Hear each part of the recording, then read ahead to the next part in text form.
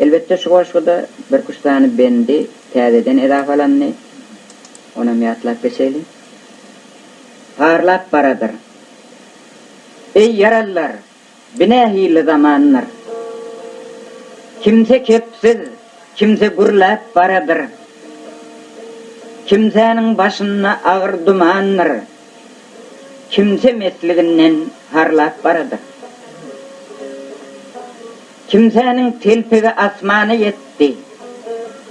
Kimsenin göz yaşı yeryüzünü tuttu. Kimsenin ters gelip ıgvalı yattı. Kimsenin baydağı parlap baradır.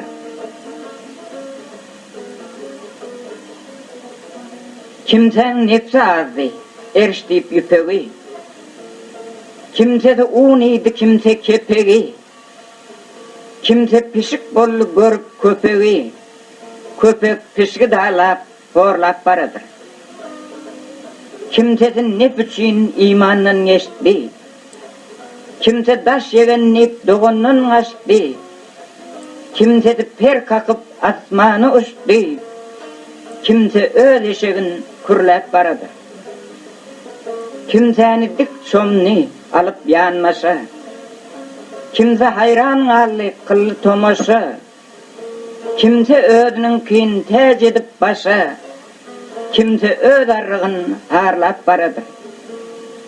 Kimse ayak bolli, kimse baş bolli. Kimsenin şansı gelip köngülü hoş bolli. Kimsege gelen dert yan yoldaş bolli. Kimsenin görür gözi çörlep baradır. Kimsenin çüven aşkı doğral çuğunni. Kimsenin kum yeni kızıla dönni.